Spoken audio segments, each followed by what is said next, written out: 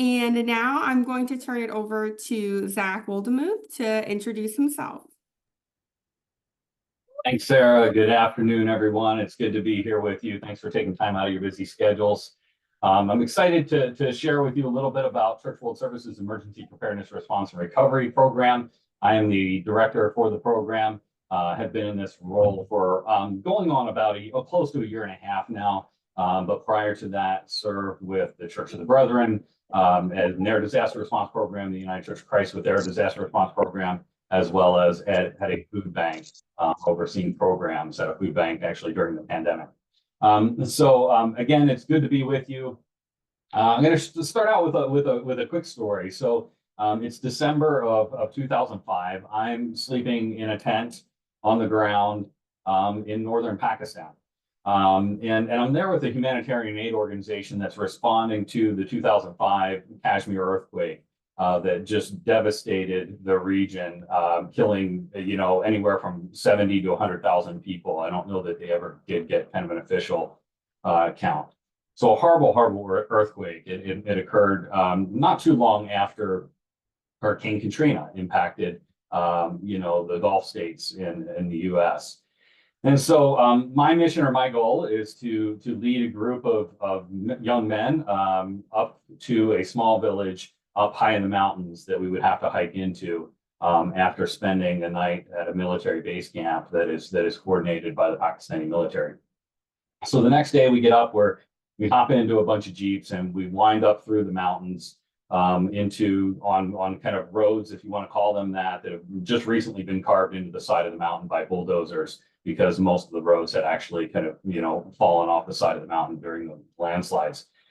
And we get to the base camp, and in true Pakistani hospitality fashion, we're brought into a tent and we're given tea and snacks, and we're sitting around, and the members of my team are chatting with a number of the soldiers, and the major comes in and kind of pulls me to the side of the tent and starts asking me lots of questions. Why are you here?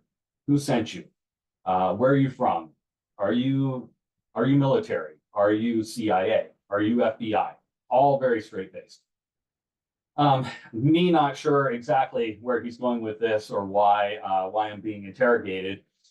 He finally looks at me, without any expression in his face and says, "Come with me." And I'm thinking, oh, great, this can't be good. So we walk outside, and his demeanor completely changes. And he says, "Look down over the valley here." He says, "You see all those fields down there? They should have been planted with the winter wheat. Do you see all these supplies that we have sitting over here to build temporary shelters?" He says, "People should be building shelters." He says, "But you know what's missing?"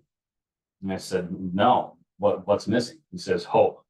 He says, "Hope is missing." He said, he went on to just talk to me and tell me that next year, he says, these fields will be planted. Next year, all these things will, but because it'll be because of hope, because of groups like yours and organizations that are coming to help us. He said, if you accomplish nothing when you hike to this village tomorrow, if you accomplish absolutely nothing, even though they were supposed to airlift supplies in to be able to help build temporary shelters, he said, even if you physically do nothing, you will have brought hope. So that kind of story has stuck with me over the years in thinking about especially the role and the work of faith-based organizations before, during, and after disasters. There's something special that I feel like we bring to disaster response operations and to communities that other organizations can't necessarily bring or don't bring in the same way. And I think that thing is hope. So I just wanted to start there with that little story. I want to transition now, and I'm going to go ahead and share my screen, and hopefully all the tech works. We tried it out ahead of time, but you never know. I want to share a little bit about the Emergency Preparedness, Response, and Recovery Program within Church World Service. I'm hoping folks can share my screen or can see my screen.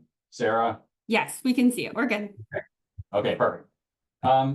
So it's important to know a little bit about kind of where CWS, the priorities within CWS programming, where this particular program fits within CWS's areas of focus. And so you'll see the little wheel on the side there. These are priority practice areas for Church World Service, emergency preparedness, response, and recovery being one of them. And I just want to highlight here that my portfolio and my team work domestically, strictly within the US. However, CWS does respond to emergencies and disasters on an international scale as well. So I just want to point that out. Obviously, Church World Service's mission there to transform communities around the globe through just and sustainable responses to hunger, poverty, displacement, and disaster. And the mission for our particular team within CWS is really to advance emergency preparedness, response, and recovery for vulnerable communities within the states, really focusing on refugees, immigrants, and unaccompanied children. And so part of the reason for that is the fact that we recognize that CWS actually plays a unique role in kind of this junction or this nexus between newcomer populations and also our historic presence and work within the disaster response and recovery space in the US. And so part of the effort of our team is how do we leverage the important work that our local offices do within the US serving newcomer populations. How do we leverage the fact that they have trust in many of these communities? There is cultural competencies that already exist within our staff.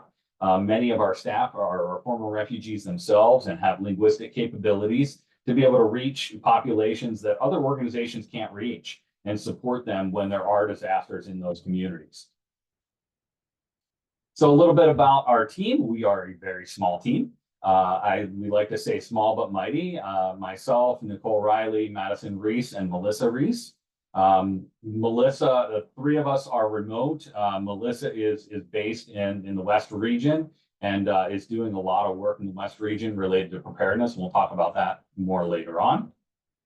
But before we dive in too far, I always think it's really important to kind of just level set a little bit and talk about the importance or sorry, not the importance, but the current systems and structures that are already in place within the United States to respond to disasters and to understand a little bit of the context with where CWS works. So I'm not going to spend a lot of time on this, but again, I think it's just really important to understand, and it helps frame why, when, and where we respond to disasters.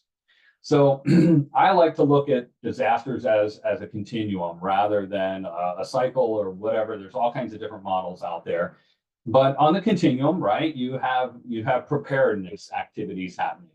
And you might have preparedness activities that are happening well in advance of a disaster. But let's just use like a hurricane, for example, right? A hurricane has its sights set on a particular community. Maybe it's Florida, like we've had this past year with hurricanes Milton and Helene.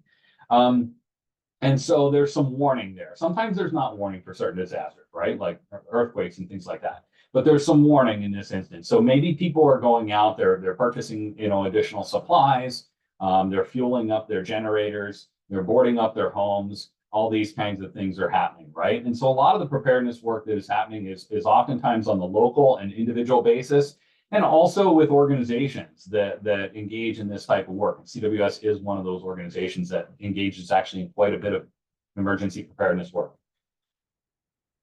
Then you have the event itself, the disaster itself. And in the short term, and we're talking, hours and days, this is really when search and rescue is happening. When there might be, there's large scale efforts to hopefully restore power in many areas, the debris being removed from roads, and I just say roads in particular because of transportation, not necessarily debris being removed from, everywhere. All those types of things are happening, mass sheltering, mass feeding, so folks in congregate shelters. That's kind of in the early days after disaster. Within the first couple of weeks or first couple of months, there's like this intermediate response where, homes, maybe there's tarping of roofs. Now, the roofs aren't being, fully repaired, but tarps are being put on roofs. Debris is actually being removed, even from, personal homes and businesses and all those types of things. Hopefully a few more businesses are coming back online. Folks are moving from a congregate shelter type situation into temporary shelter if their immediate place of residence has been impacted. And then the long term, and this is months and years down the road. So this is really the marathon portion of disaster response and recovery. This is, folks really getting their homes fully repaired. It's people being able to go back to their places of employment and really kind of, working towards kind of a new normal, right? Along that continuum, and this is my main point here, along that continuum, dozens and dozens of organizations come in along that continuum and typically engage in one or maybe two different types of service that they provide, right? So the Red Cross is known for providing, doing sheltering, mass congregate shelters. They support the shelter system. They're not the only ones, but they are one of the major players there. Operation Barbecue might be coming in and providing meals. And again, there's several organizations that provide meals to both first responders, to volunteers, and to survivors. Team Rubicon might be coming in with their chainsaw crews alongside other organizations. Adventist Community Services is known for helping to stand up multi-agency warehouses, right? Basically handling all the donated items and sorting them and inventorying them and making sure they're getting into the hands of the right individuals. Nakama might be coming in and tarping roofs along the way. UMCOR will be coming in and doing case management work, and Mennonite Disaster Service will be coming in to repair and rebuild homes. And again, along that continuum, there are dozens and dozens of organizations that engage in similar types of things. Children's Disaster Services will work with the Red Cross in the shelters that provide childcare, so on and so forth. So there's a system, I guess, is what I'm saying. There's a system and a coordination that happens that CWS is actually heavily engaged in. During that same time frame, it's really important, I think, for donors, and we have a lot of work to do in this country to educate folks on the what are the best ways to give after disaster. So you'll see this graph here. Basically, within the first 1 to 4 weeks after disaster, 33% of the funding for that particular event has been given, right? Philanthropic donations, individuals giving, so on and so forth. Within the first 1 to 2 months, about 2/3, 66% has come in. And at about the 6-month mark, almost all the funding for that particular disaster has been given for those communities that have been impacted. So the reason that this is so important is because the reality is that the long-term recovery phase is the most expensive phase of the disaster. And long-term recovery typically does not begin for at least 6 months or oftentimes even a year after a disaster happens. Why is that? Well, so in the early days, right, it's about life-saving measures. It's about making sure that people are safe and secure. It's about making sure that people have their basic needs met, that they're sheltered, that they have food, all those kinds of things. But as time goes on, folks need to work with their insurance companies if they had insurance. If they're applying for assistance through FEMA, there's a process for that. All these things take time until you get to the point where you are able to identify who in the community has unmet needs. And so those unmet needs, they might be, folks might need mental health services. They might need assistance finding a new job because their place of employment was destroyed.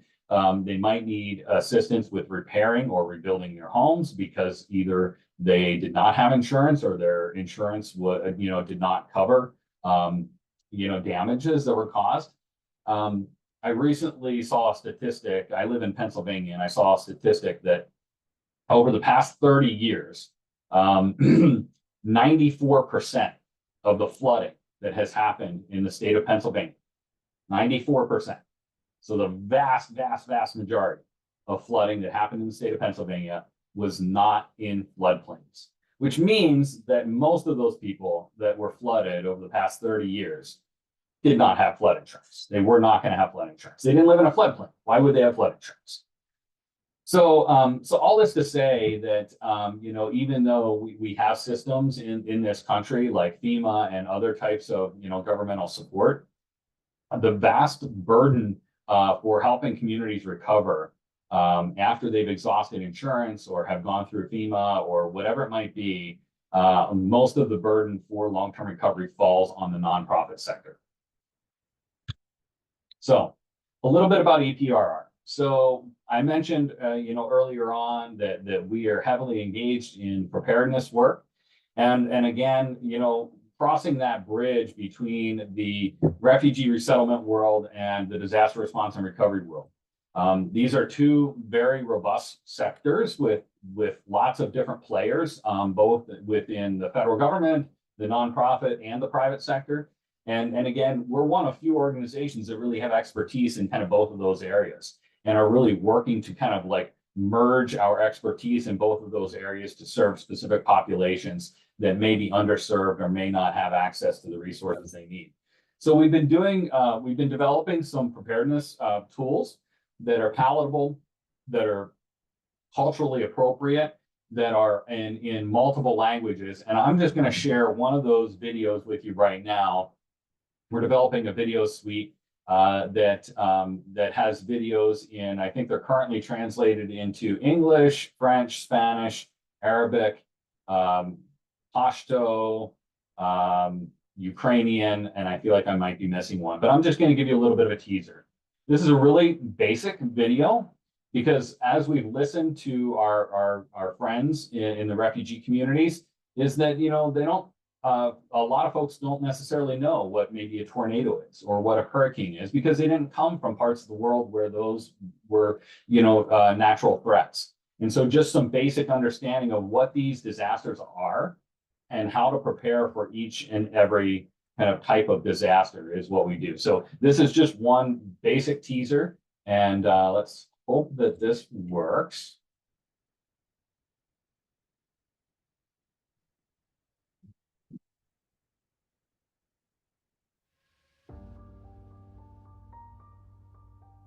In this video, you will learn what a tornado is, where it may occur, and what time of year you may experience this disaster. What is a tornado? A tornado, which occurs during a thunderstorm, is a high-speed rotating funnel of air that extends from the clouds to the ground. Tornadoes usually last less than 10 minutes, but bring a threat of winds that can reach over 200 miles or over 320 kilometers per hour. As a result of these extremely high winds, tornadoes can flip over vehicles, create very dangerous flying debris, or even destroy and flatten buildings. This can be a safety risk to you and your family, so it is important to know if you may be at risk of encountering one of these storms. In what regions of the U.S. do tornadoes typically occur? A tornado can form in any region of the United States, and they have occurred in all 50 states. If you live in the Southern or Central Plains region, Northern Plains or Midwest region, or the Southeast region of the country, you are at the greatest risk of experiencing a tornado. During what time of year do tornadoes occur? It is important to know that tornadoes can occur at any time of the day or night and at any time of the year. The time of the year with the greatest threat of tornadoes is different based on which region of the U.S. that you live in. It is important to be aware of this time frame so that you can be prepared in case a disaster occurs. In the U.S., the most tornadoes occur during what is called tornado season, which begins as early as March and can last through July. Now you are aware of what a tornado is, where this storm may occur, and what time of year you should be on the lookout for this type of disaster. Please watch the next video to find out how to best prepare yourself and your family for a tornado so that you can remain safe and have a plan of action in place in case you ever encounter this type of disaster.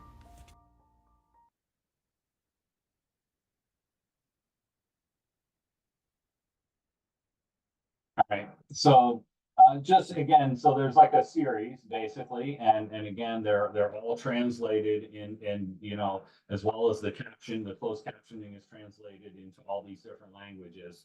And it's something that we're sharing out not only through our networks, but also then through other networks with organizations that support nuclear populations where these would be important to provide.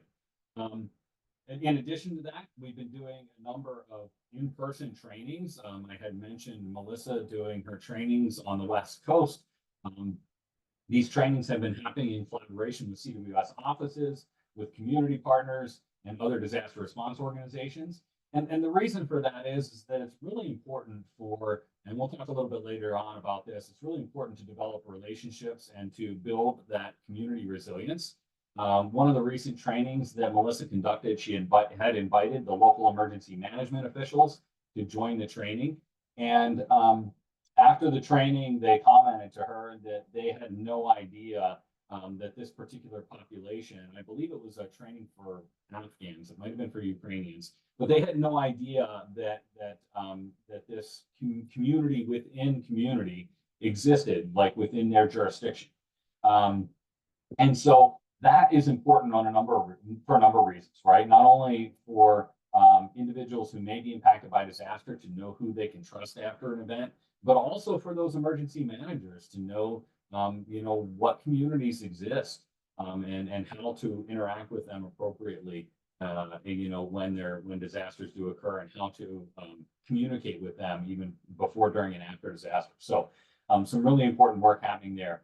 The other thing that we do as EPRR, we convene with our covenant members.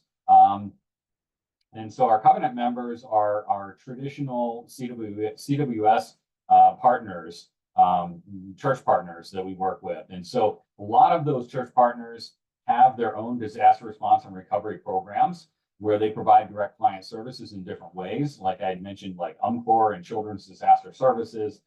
There are several others. And so what we do is we work with them to help coordinate efforts. And so we host a monthly call with those covenant members. And then we also get together in person on a yearly basis as well.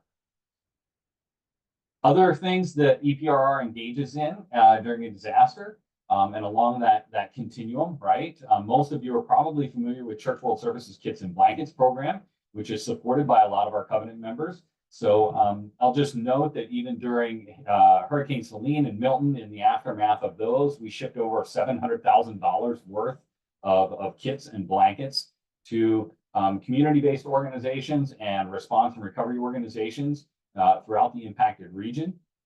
And so that is a robust program. What I will say is that if you're engaged in that program, we are always, I shouldn't say always, but more often than not, we are short on cleanup buckets and period packs, are kind of the two kits that we are oftentimes, running low on.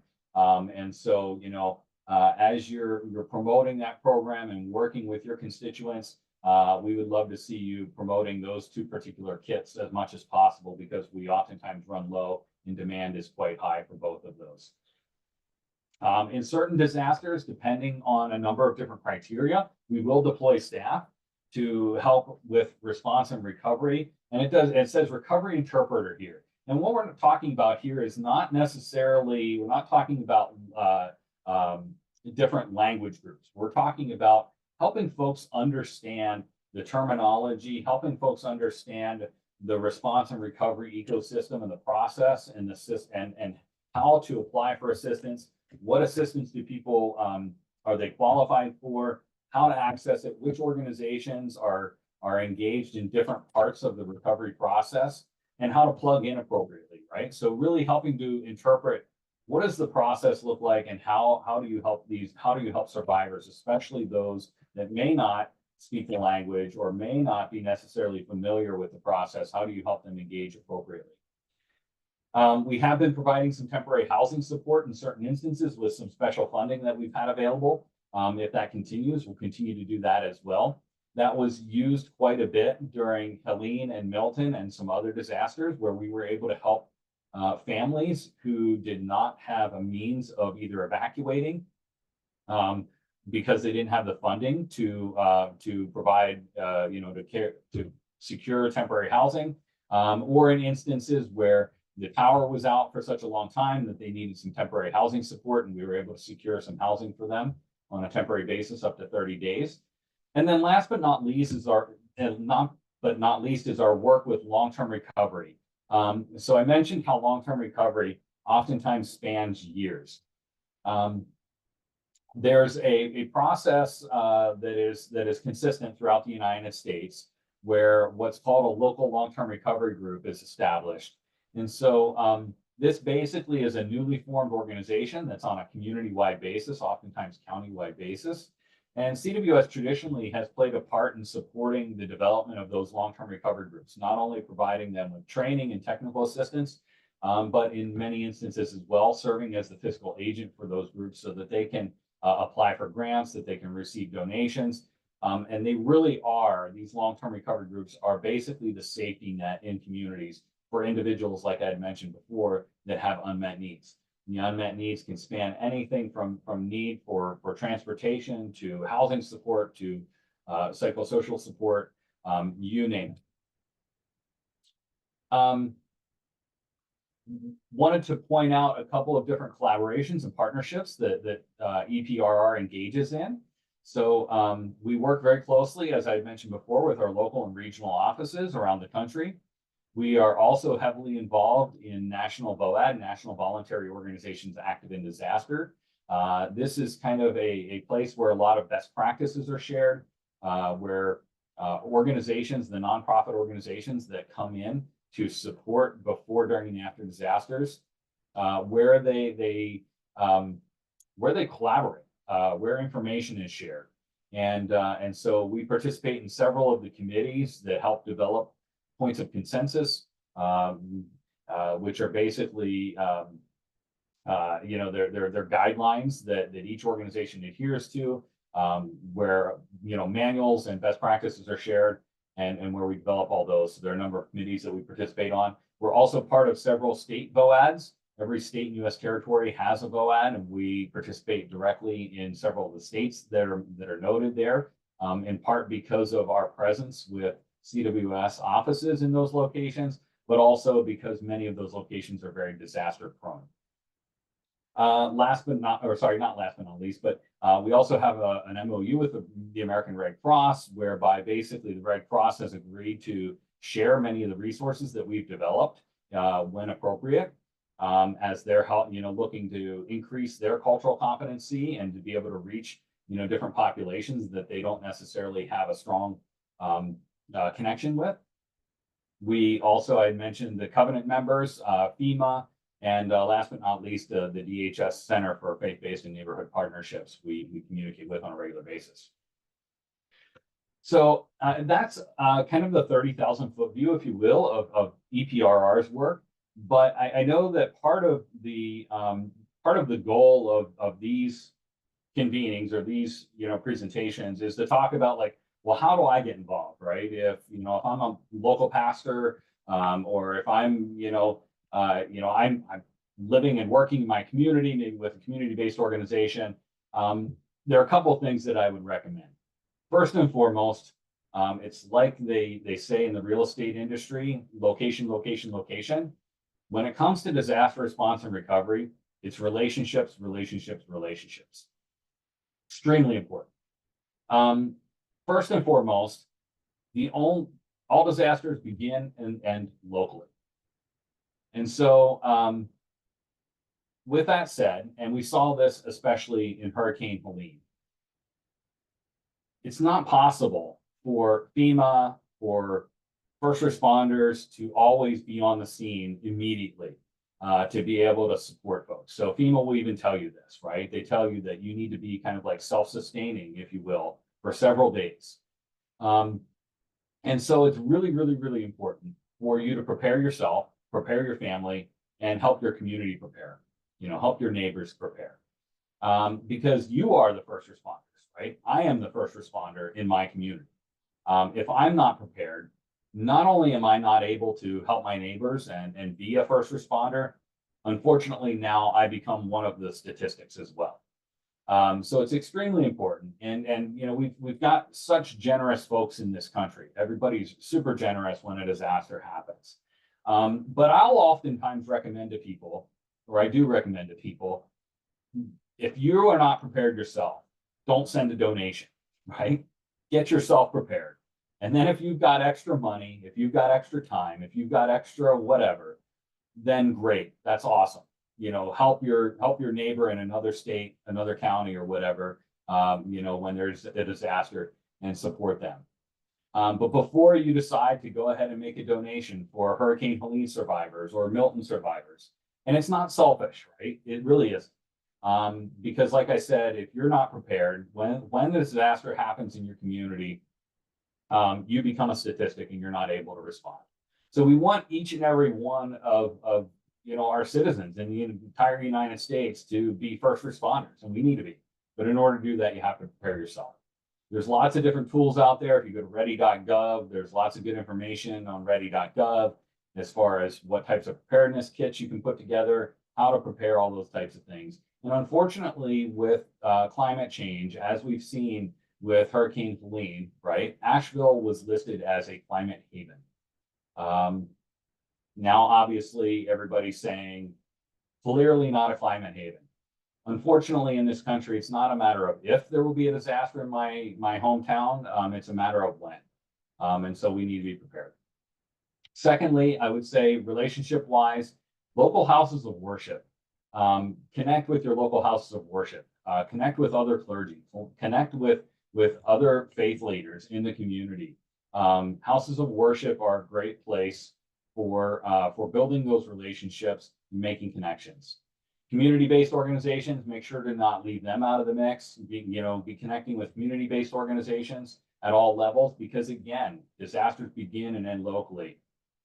If there is a CWS local or regional office in your area, and there is a handy map on CWS's website that you can go onto and check out if there's an office in your area, connect with them. I'm sure they would love to hear from you and to work with you in some way, shape, or form. Many communities around the country have a local or local VOAD or COAD, community organizations active in disaster. And then last but not least, don't forget about small businesses in your community that are oftentimes owned by residents that live right there. Small businesses play a huge role in response and recovery. I was on a call yesterday with a number of faith leaders, and they were talking about a builder that builds tiny homes in kind of like outside of the Asheville area, and how they transitioned their staff and have been doing a lot of work in response to Hurricane Helene. So how do you engage with CWS EPRR? Again, connecting with our local offices, volunteering is one of the best ways to connect.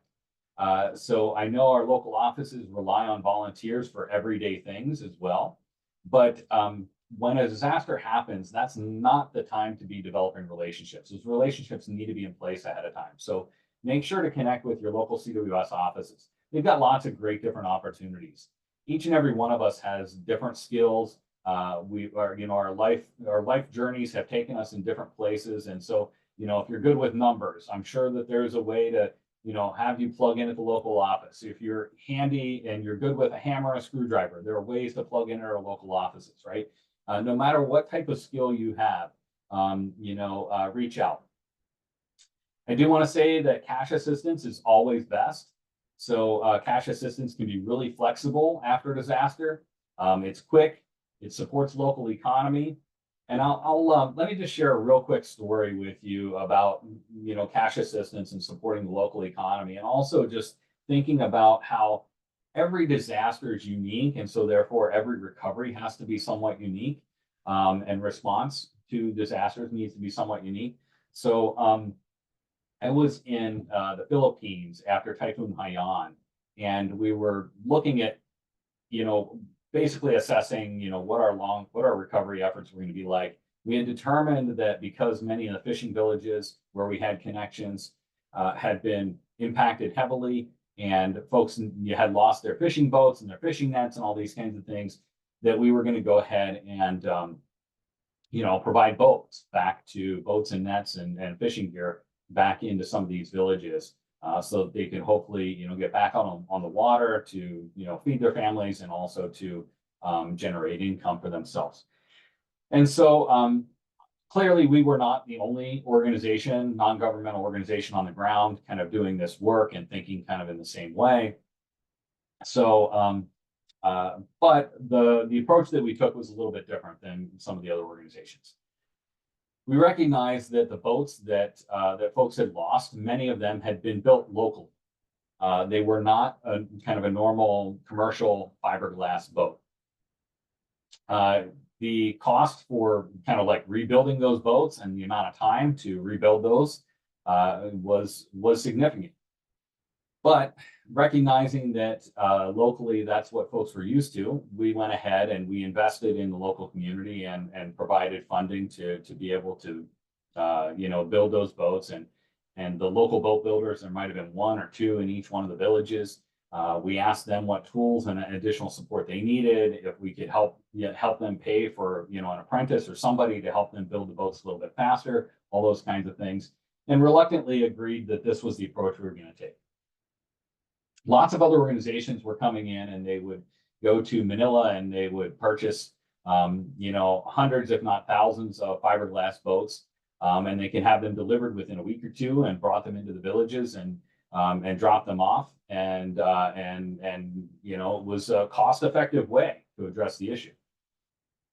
Well, over the next several months, I would return to the Philippines, and almost every community that I went into, there were these fiberglass boats that were laying on the beach, rotting, broken, grass growing up around them. And I would ask the fisher folk, what's the deal? Why are these boats not being used? I said, well, they said, we're not used to these boats. We don't know how to fix them. We don't feel safe in them. And so therefore we don't use them. So sometimes the quick and easy fix isn't always the best.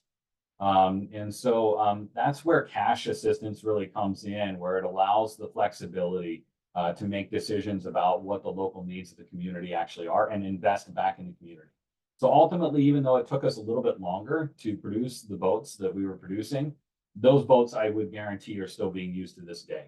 Whereas within a month or two after those fiberglass boats that were delivered by many NGOs, they were sitting on the shore, literally just, rotting away. So anyhow, sorry for that little diversion, but I think it stresses the importance of the cash assistance. It also speaks to survivor dignity, right? If we would have just dropped off a bunch of boats, what happens to the boat builder in that community? And then long-term recovery. If I go back to that graph, where we talked about all the money coming in on the front end of a disaster, when actually the greatest financial need is 6 months to a year after the event. Cash assistance, long-term recovery. The last way that you can really engage with us is through the Kits and Blankets program, right? It does play a crucial role in immediate relief after disaster. And so, continuing to put together those kits and blankets is always important as well. I'm going to leave contact information up here on the screen, and then I will we'll go ahead and take any questions that folks have. I'm trying to look for chat. I can't seem to see the chat while I am sharing my screen. I don't know, Sarah, are there any questions in the chat? There are not any in the chat right now, but if you guys wanted to raise your hands or come off mute, or if you don't want to talk, but you want to put it in the chat, now is definitely the time for us to take some questions. So does anyone have any questions for Zach?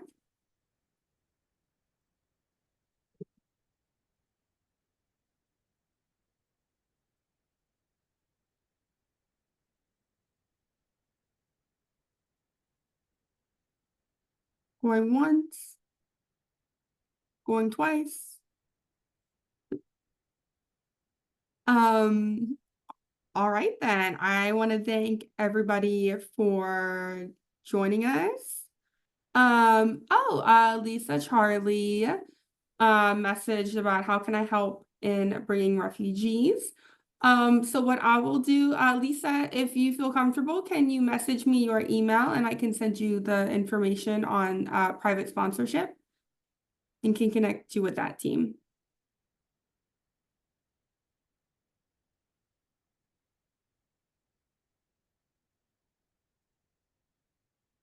Oh, thank you, Laura. Yes, the kits are amazing. And I'm sure Zach told us, but I can't remember the number of cleanup buckets that we ended up giving out during the last couple of hurricanes. It was a wild number.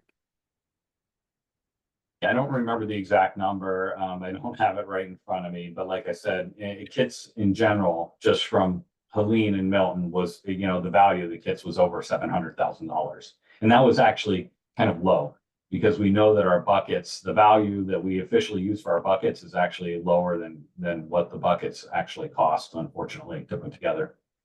We're looking at updating that at some point here. Awesome. Anything else? Thank you all so much. Yes. Thank you guys so much, Lisa. I'll send you an email after this. And this recording will be up on our website and on YouTube very shortly. Okay, Ifeoma, can you put your email in the address? Oh, sorry, email address in the chat as well, and then I will also send you an email. Thank you guys so much.